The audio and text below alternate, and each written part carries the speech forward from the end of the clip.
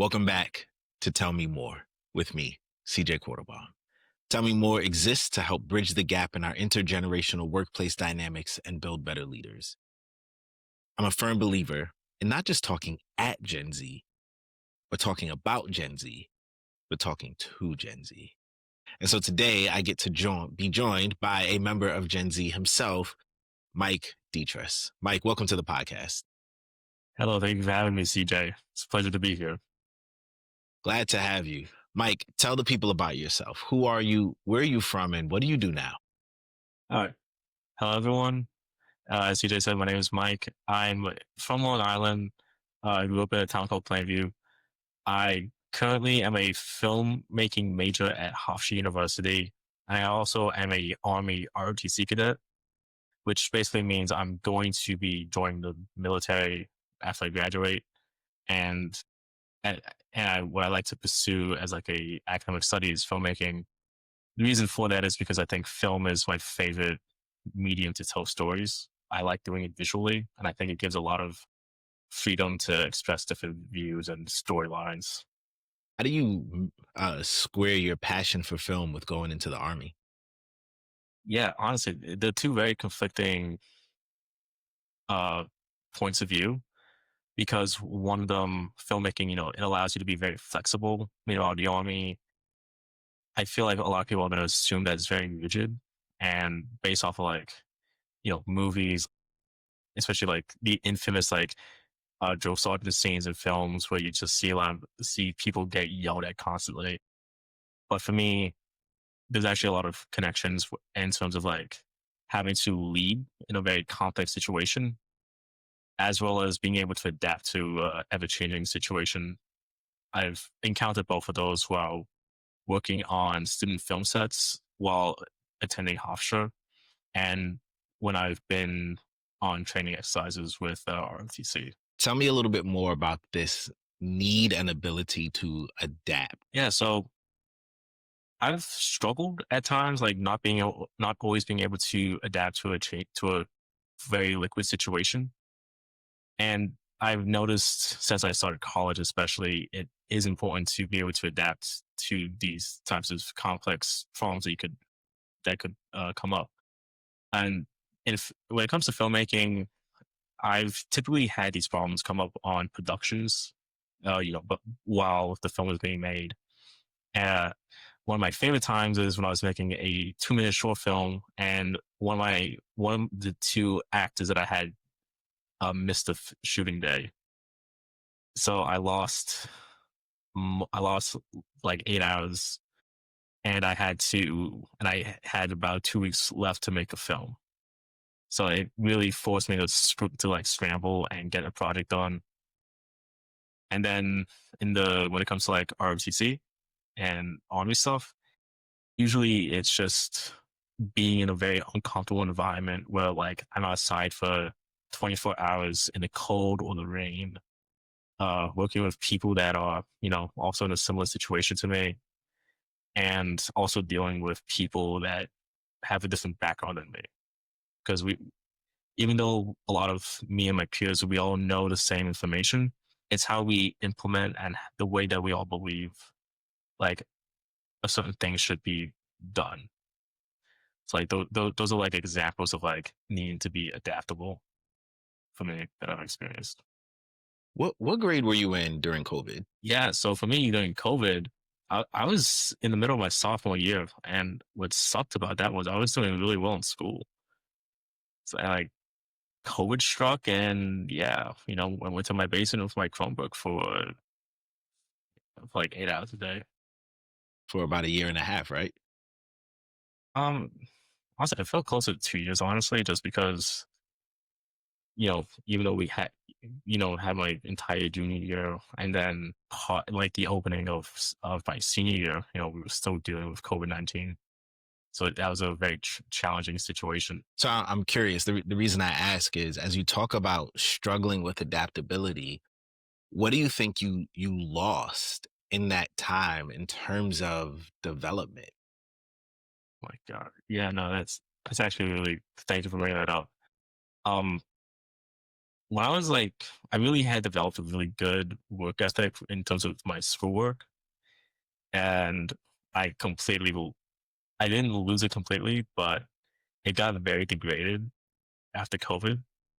Because before COVID, I would go to remedial to like work to like do my classwork to make sure I understood everything, and I was able to do that myself with professional help from my teacher and some of my peers. Once COVID hit, for the remainder of my sophomore year, they switched from a grade policy to a pass or fail policy, which means you didn't need to accomplish that much. You just had to present the work. And then going forward, I was able to, I used a lot. I'm going to be honest, I cheated a lot on a lot of my high school assignments because it's very easy when you're behind the screen to just open a new tab or use your phone to solve a problem that a year ago I could have definitely solved it naturally myself. But because I'm now in a situation where I'm not like forced to be lazy, but it's just it's a very natural situation to just come up where you just want to get the work done. And that's tough. And you're right. It's you're in this situation now where you are adapting in some ways, but sometimes that adaptation isn't always for your benefit. How do you feel that those, and now you can plead the fifth here since you are still a college student, but how do you feel some of those tendencies traveled with you into college? So I won't go into all those details just because I know someone from my school might see this. But I'll definitely say my work ethic in terms of my general classwork got affected. I I noticed that I started to procrastinate a lot more once I got to college, and I just got in general a lot lazier about doing my academic work. So if it's something that I want to do for myself, I was always on top of it, and I would almost like misprioritize like important events and stuff for it's like instead of doing something like work on a term paper, I would probably like just binge Breaking Bad when I was like a freshman in college, which I may have done that. It's a Um, great show, so I understand. yeah, but like I needed, yeah, but the work I think that I had developed, it was like at least 60% gone, and that's being generous. So that's all I'll say about that issue. All right, so you are in ROTC, you recognize these deficiencies in yourself. How do you plan on turning it around? Yeah, it's really just I'm planning on doing this by finally like I'm trying to be more proactive of a person now, and I'm hoping that you know to get stuff done on time and ahead of time. And the reason for this is just because I need to. I'm no longer at a point now where I can't just be handing stuff in on time or late. If that's not going to be acceptable, it's not going to fly. Additionally, now since I'm going to be a senior, I'm also setting an example for people in the in the junior classes. I want them to be hopefully better than me. But, if I set the example of what laziness is like and that this is what all you need to do to pass, then I am failing them as a leader and as an individual. So I'm going to try to be better than that going forward. All right, let's talk about leadership for a minute. A big part of what I do here on Tell Me More is I coach leaders. You, as a member of Gen Z, trying to lead other members of Gen Z, what does good leadership look like to you? So for me, good leadership is someone that is willing to put the work in and be at the forefront with the people they're leading. We don't, you want to lead from the front. There are situations where you might have to lead from the back because that's how a situation has to be done. But in general, if you want to inspire people and you want to get the best out of them, you got to be in the front and you got to know what they need. Put their needs ahead of your own. That's for me what a good leader typically is. Give me some examples of some models, some people you seek to emulate in your leadership? Okay, so there are definitely a few of definitely some examples of some friends of mine from the last senior class. at my college that I looked up to, a lot of them, they knew their job and they would always like be there to help explain it to myself and the people in the classes below mine. They, they were very good at they knew what they were doing. They would and also they could explain the job to us and they would show us how they did it so that we could learn it ourselves. I guess also maybe to a certain degree, you CJ says, we since we do have like we've done a lot of work together, and you've always been there to like you've always like done your best to, like be on time and to like help explain stuff to the people that you work with, which was always very helpful and very needed. And then I guess maybe some of my instructors in college to a certain extent, but for a lot of them, you could like that. Like they could either show you how to do a task well, or they can be like the complete opposite of that, of showing you what not to do. Mm. I'm curious, how are you viewing millennials, Xers, boomers as you're growing and trying to navigate this world, and we're the ones ahead of you? What are you seeing? Yeah, so for me, it's like I definitely view a lot of like clashes as to like how stuff should be done, and like just very strong difference of opinions. And because like I might believe one thing, however, a member of an older generation that does have more experience, but that's experienced in a different time than mine, they might have an idea about how it should be done, but it might not be completely compatible for me. Tell me more about that. Yeah, so I'm gonna start off by saying I love my mom. I'm gonna, and I don't, and I have no ill intent toward her. But like a big problem that arose when I was a senior in high school was my plans for post college. I mean, not post college, post high school. Sorry. Um, I when I was like 17, 18 years old, I wasn't in the same mind space that I was today, and I didn't view college as being so essential and like not a big rush. Um, s- Now my family understood. Okay, if I needed to take a gap year, that's fine. But I didn't told them, hey, I want to enlist. I want to go straight into the army after I graduate, and that was a big shock to them. I believe that the enlisting would have given me a lot of benefits, but due to the fact that I couldn't explain myself properly, they were very, especially my mom, they would all argue, okay, you need to go to college first. Like you need to get your degree. That's gonna be the most important thing for you. Meanwhile, at the time, and this persisted up until today, honestly, like I still wonder, was college the right path for me to go into immediately after high school? Or should I have looked for an alternative method instead? You know, I totally understand where you come from with this. Both of your parents are immigrants, right? No, my parents are not immigrants. My grandparents are, Your I believe. grandparents are. Okay, so Yeah. they're the children of immigrants who grew up in a different time, in a time where you were told, just go to college, because going to college was the path to success. And the difficulty in that is not exactly how it works today. And as parents, all we can pass down to our kids is all that we know. And most of us don't spend time watching the trends. We're watching our lives. And our lives, we were told, do this thing, follow this path, it leads to success. Your parents have been successful following a very particular path.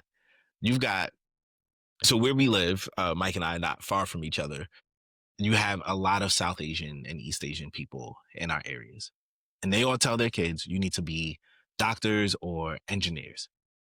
But if you go online now, you're seeing a ton of doctors who are like, yo, the return on investment isn't here. The cost of school, the loans you have to take on, it's not worth it. Unless you actually do want to save lives, and then, go be a doctor. But their parents, all they know is, nope, when we got here, you became a doctor. Doctor meant success. And because you guys are growing up in a very different world, I think it's really hard for parents who are boomers in particular and older Xers to kind of bridge that gap and understand where you are and where you're coming from. With that said, What's the alternative? Yeah, so like for me, it would have been because this is where my head was when I was like 17. For me, I looked at what's a lifestyle that I could adapt to well, which like what it fit me and like what I needed most out of life at that point in time. So, and the military was that for me. I believe that I really needed a lot of discipline in my life, and I needed a solid structure. I didn't communicate this at the time. I think if I had it, mine would have been a very different situation.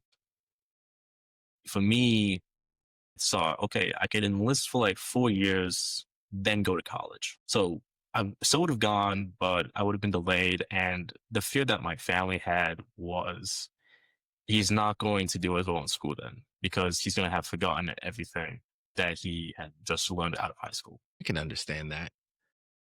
But also see your perspective where you're saying, I needed discipline and structure, and I would have gotten that in the Army. Do you feel like you've received that benefit that you were looking for? I've definitely received parts of it, given the fact that doing ROTC, it allows me to still have a lot more of a standard of a regular life.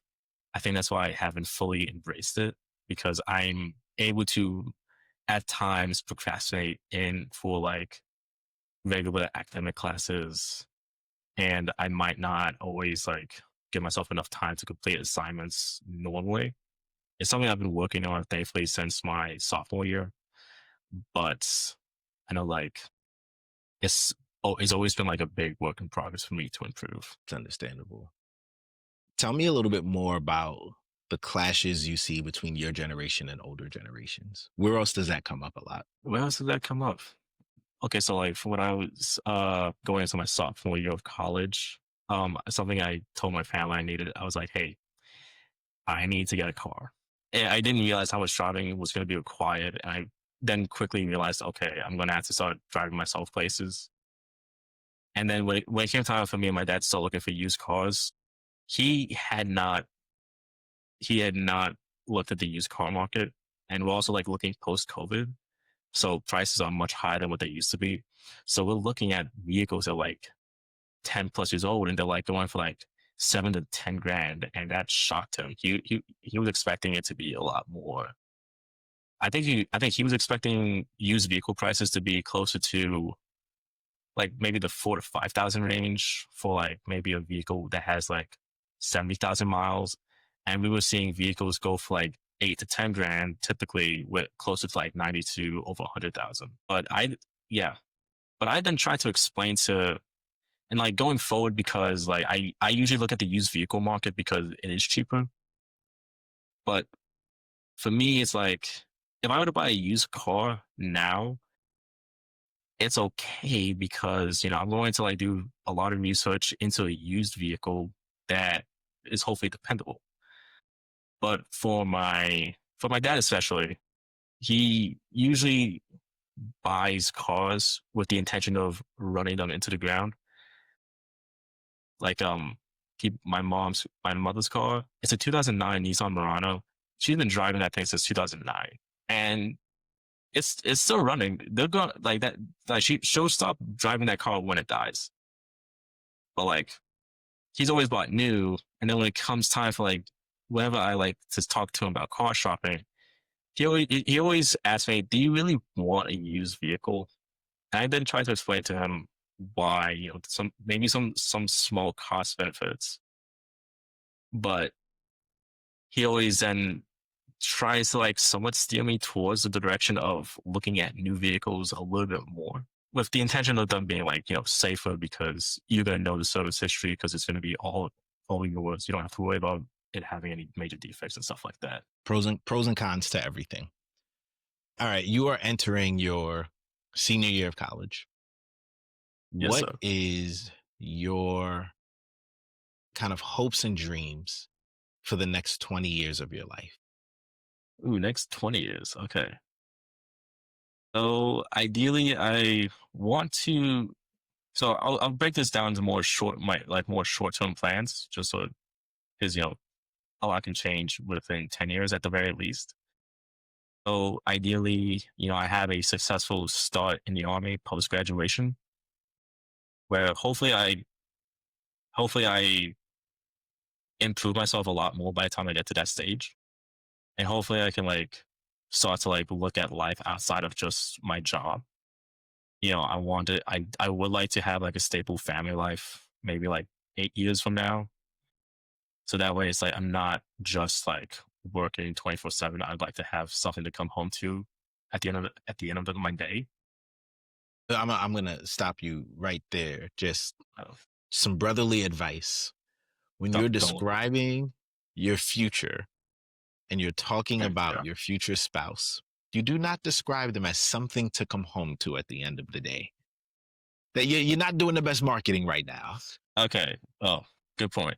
Okay. When I come home from my job, whatever it ends up being, I would like to have okay, I don't know how to like face this the best. I guess I want to have a I would like to have I would like there to be people that I go home to, and regardless of where they come from or what they've been doing, you know, You would like to have a like family, I a like wife that you love and cherish, and children who you take care of and yeah. they light up your world.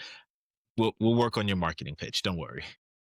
Hey, thank you. I'm gonna need that going forward. All right, you know what? Actually, in this vein, talk to me. I understand that dating is probably the hardest it has been for any generation on record, and anyone who tells you otherwise is lying to you. Talk to me a little bit about this landscape that you exist in where people don't speak in person and they really only meet online. What's dating like as a member of Gen Z? And it depends on who you are. If you're very successful, it's very easy. If you're someone like me, it's a lot tougher. I've done like the online dating. Annoying on a it's typically annoying because if you just make a wrong impression just based off a text message, then you just like unmatch the person then. And also like you're just swiping based on what someone says or a photo of an individual. There's very little organic chemistry that automatically happens. How does that make you feel? Definitely it when I was like really into it, it felt more like a chore just to like use up all the swipes that I had in a day. So like it was like, oh, okay, I gotta do this now. So it's like definitely like mentally draining, which is part of the reason that I just completely cut it out of my life. In this online dating world where a lot happens via text and via swipes, I imagine it's difficult to build real connections with people. So how do you go about doing that? So for me, I just decided to stop the online dating, and if I'm going to have a connection with someone, I'll just let it be because I met them in person and like something organic happens. And it's not just for like online dating. I've decided to like just w- I need healthy relationships in my life that are not just romantic. I want to have friends in my life. So let stuff happen organically in person and do it that way. It's really wise and mature of you to recognize the need for healthy relationships that are not just romantic. Because ideally, I know people land in different places here, but you're going to have one monogamous, healthy relationship. That one person can't be your everything. Now, I also know that despite being the most connected generation, your generation reports being the most lonely. How do you fight that loneliness? And how do you build those friendships again in a world where it feels like everything exists online? Yeah, no, it's difficult. Um, in terms of like just building and maintaining, it's really just about putting in the time and like not like losing contact with people for me. And always like just trying to like if it's something simple like, hey, I follow you on Snapchat or Facebook and I get a notification that it's your birthday, I'll just send you like a quick happy birthday message. It's like putting in the work to like have something there. Like hopefully it'd be like hopefully and then like outside of that, like spending time with people, whether it's doing hard work or me just having fun at the movies or mini golf or something like that. It's just like doing stuff like that that allows you to like build and maintain your relationships so that that way you don't like drift apart. Yeah. I think our lives have just become more digital, it's going to be important for us to foster real connections, real friendships. I know people, particularly in your generation, who will say, "My best friends are people I've known for 15 years, and they all live 1,000 miles away from me because we met online." And the question I always ask is, 2 a.m., life or death situation. Do you have someone you can call that can show up in person? And I find that not just for Gen Z, but for a lot of us, millennials, Xers, boomers, we don't have those kind of relationships, the 2 a.m. ones. Yeah, I mean, to a certain extent, I don't know if everyone that I'm friends with, I don't know how many of them would wake up at 2 a.m. to help me in a life or death situation. But I do know that I have a few people that I can trust with a situation like that. Oh yeah, this So this ain't the place for everyone. yeah, That, no, no, that 2 a.m. phone call, that is what you would call the tier one A1 friend. That is the most inner of the inner circle. But do we have them? A lot of us have strong acquaintances, good friends, but do we have the tier one A1 friends that at 2 a.m. I know you'll be there? yeah, that's definitely very important because otherwise it's not really it's a friendship. Otherwise it's a friendship on not even on paper anymore because you know It's a friendship in code. yeah, yeah, and like I've had friendships like that on Snapchat where it's like, hey, I have a streak going on with someone for like 700 days, and I was like, you know what, it doesn't mean anything anymore. Like it's just there's no point of it other than like boosting your staff score. So I decided to just end it. He was distraught and I was fine. And that's how I knew, okay, this just isn't a real friendship because Distraught over the ending of a snap streak. yeah, Man, I mean, listen, I had this past summer, I had 1,000+ day streak. Actually, I had two of them end because I lost access to my phone. But I was like, okay, it's not the worst thing in the world. you didn't But do the like, thing that a lot of other people do where they give someone else the login just to keep the streak going. no, I'm not trusting anyone with that information. Like, What are you no, trying I to don't. hide, Mike? No, it's not what I'm trying to hide. I don't want someone to like post the wrong pictures of my story. Touche. Additionally, like the last time I logged out of my SAP account, I got logged out permanently and I lost it and I lost it. So I don't want that to happen again.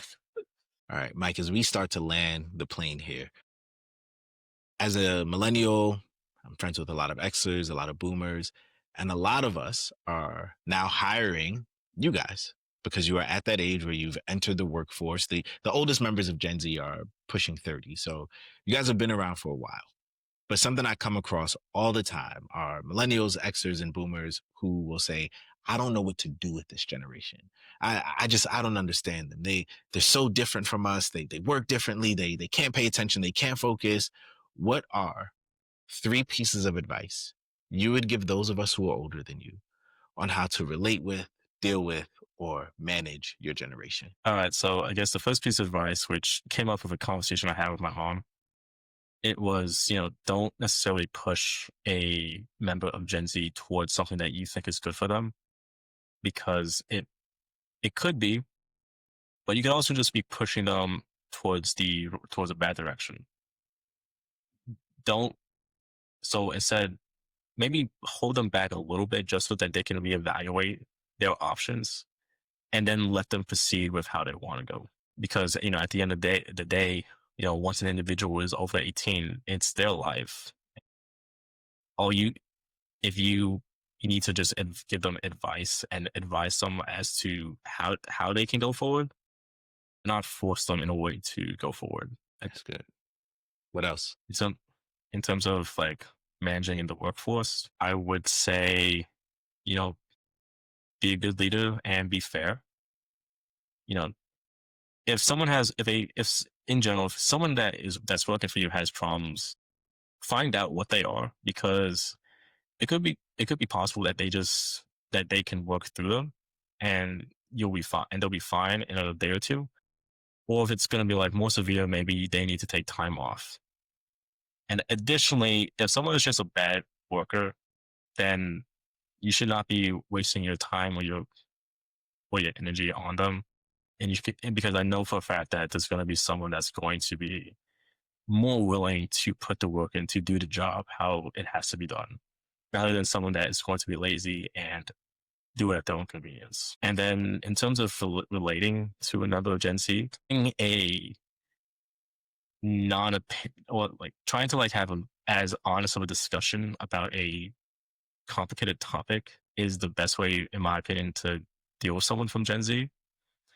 You know, I think that if I had more discussions with my family about why I wanted to join the military initially, I think that that would have helped me out a lot more, and they would have understood my side of the story a lot better, rather than me just being very blunt about it, or like not non-descriptive. So having a conversation like that, just so that like they can air out everything that they have, but also so you can air out what you have, so that way they can start to build a picture of why you think a certain way.